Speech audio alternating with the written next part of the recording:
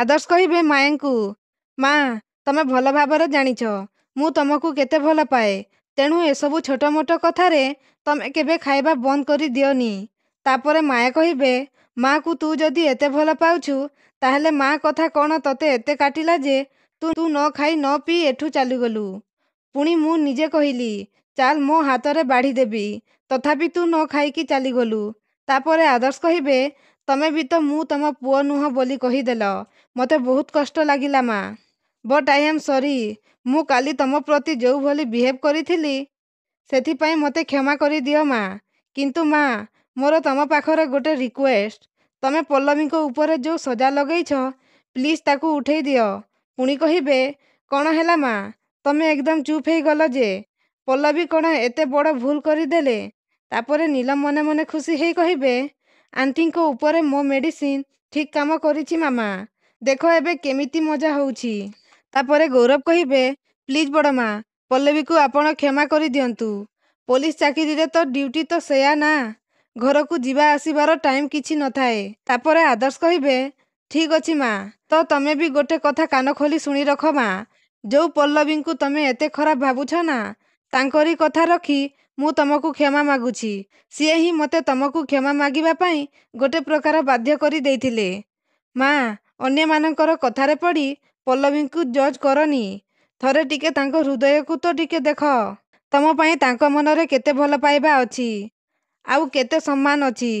ମା ତମ କହିବା ଅନୁସାରେ ତମକୁ ଖୁସି କରିବା ପାଇଁ ସିଏ ମୋତେ ଡିଭୋର୍ସ ଦେଇଥିଲେ, ଏ କଥା ତମେ ଜାଣିଛ ମା।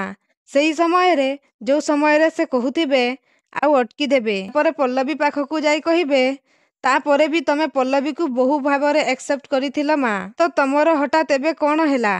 ତମେ ପଲ୍ଲବୀଙ୍କ ଉପରେ ଏତେ କଠୋର କେମିତି ହେଇପାରୁଛ? ପୁଣି କହିବେ, ମୁଁ ଭଲ ଭାବେ ଜାଣିଛି ଏସବୁ ତମ ଚିନ୍ତାଧାରା ନୁହେଁ। ମା ମୁଁ ତମକୁ ଏବେ ବି କହୁଛି, ତମେ ପଲ୍ଲବୀକୁ କ୍ଷମା କରିଦିଅ ଆଉ ତାଙ୍କୁ କିଚେନକୁ ଯିବାକୁ ଅନୁମତି ଦିଅ।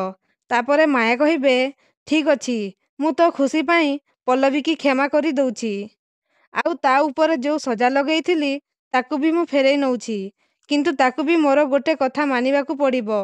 ପୁଣି କହିବେ, ଏ ଘରେ ସବୁ ଅନର୍ଥର ମୂଳ ହେଉଛି ପଲ୍ଲବୀର ଚାକିରି, ତାକୁ ତା ଚାକିରି ଛାଡ଼ିବାକୁ ପଡ଼ିବ।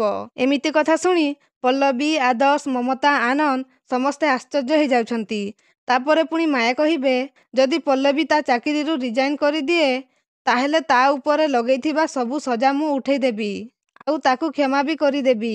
ତାପରେ ଆଦର୍ଶ କହିବେ, ଇଏ କେବେ ବି ସମ୍ଭବ ନୁହେଁ ମା, ତମେ ଏଭଳି ସର୍ତ୍ତ କାହିଁକି ତାଙ୍କ ସହିତ ରଖୁଛ ମା, ସେ ତାଙ୍କ ଚାକିରି କାହିଁକି ଛାଡ଼ିଦେବେ? ତାପରେ ଆନନ୍ଦ କହିବେ, ହଁ ମାୟା ପଲ୍ଲବୀ ଚାକିରି ଛାଡ଼ିବାର କୌଣସି ରିଜନ୍ ନାହିଁ ଆଉ ମୁଁ ଏ କଥା ଗ୍ୟାରେଣ୍ଟି ଦେଇ କହିପାରିବି ଏଇଟା ତମ ଆଇଡ଼ିଆ ନୁହଁ ଆଉ ଏସବୁ ତମ ମୁଣ୍ଡରେ ପୂରେଇ ଦିଆଯାଇଛି। ପୁଣି କହିବେ, ଜଣା ନାହିଁ ଜୀବନରେ ତମେ କେବେ ଭୁଲ ମଣିଷ ଆଉ ଠିକ୍ ମଣିଷ ଭିତରେ ଫରକ ଜାଣିବ କେଜାଣି। ତାପରେ ରୁବି କହୁଥିବେ ଆଉ ନୀଲମ ମାମା କହି ଅଟକଉଥିବେ। ତାପରେ ରୁବି କହିବେ, ତୁ ଚୁପ୍ ରହ ନୀଲମ, ମୋତେ କହିବାକୁ ଦେ। ଆଉ କହିବେ, ମୁଁ ବୁଝିପାରୁନି ତମେମାନେ ସମସ୍ତେ ମିଶି ମୋ ଭଉଣୀକୁ କାହିଁକି ଦୋଷ ଦଉଛ, ପଲ୍ଲବୀକି କେହି କିଛି କହୁନ କ'ଣ ପାଇଁ? ମହାପାତ୍ର ଘରର ବୋହୂ ଗୋଟେ ମାମୁଲି ସବ୍ ଇନ୍ସପେକ୍ଟର ଚାକିରି କରିବା କ'ଣ ଦରକାର? ତାପରେ ଆଦର୍ଶ କହିବେ, ମାଉସୀ ତମେ ପାଟି ବନ୍ଦ କର, ଏ ଘରେ ଯାହା ସବୁ ଅଶାନ୍ତି ହେଉଛି ନା ତାର କାରଣ ତମେ, ପଲ୍ଲବୀଙ୍କ ଚାକିରି ନୁହଁ। ତାପରେ ମାୟା କହିବେ, ବାସ୍ ଆଦର୍ଶ ବହୁତ ହେଇଗଲା, ମୋ ବଡ଼ ଭଉଣୀ ସାଙ୍ଗରେ ତୁ ଏଭଳି ଢଙ୍ଗରେ କଥା ହେଇପାରିବୁନି। ଆଗରୁ ତ ତୁ ଏମିତି ନଥିଲୁ ଆଦର୍ଶ, ଏବେ ତୁ ବଡ଼ମାନଙ୍କୁ ସମ୍ମାନ ଦେବା ବି ଭୁଲିଗଲୁଣି ଆଉ ମୋ ଫିଲିଂସ୍ ପ୍ରତି ବି ତୋ ମନରେ କୌଣସି ସମ୍ମାନ ନାହିଁ। ଏ କଥା ମୋର ସେତେବେଳେ ବୁଝିଯିବା ଉଚିତ ଥିଲା ଯେତେବେଳେ ତୁ ମୋ ଇଚ୍ଛା ବିରୁଦ୍ଧରେ ଯାଇ ପଲ୍ଲବୀକି ବାହା ହେଲୁ। ତାପରେ ଆନନ୍ଦ ରାଗିକି କହିବେ, ମାୟା ତମେ ପୁଣି ପଲ୍ଲବୀ ସହିତ ଏମିତି ବିହେଭ୍ କରୁଛ, ତା ମନରେ ପୁଣି କଷ୍ଟ ଦଉଛ।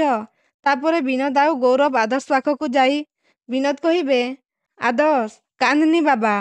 ତାପରେ ପଲ୍ଲବୀ କାନ୍ଦି କାନ୍ଦି ସେଠାରୁ ଚାଲିଯିବେ। ତ ଦର୍ଶକ ବନ୍ଧୁ ଏବେ କ'ଣ ଆଦର୍ଶ ପୁଣି ମାୟାଙ୍କ ଉପରେ ରାଗିବେ କି? ଆମକୁ କମେଣ୍ଟ ମାଧ୍ୟମରେ ନିଶ୍ଚୟ ଜଣାନ୍ତୁ।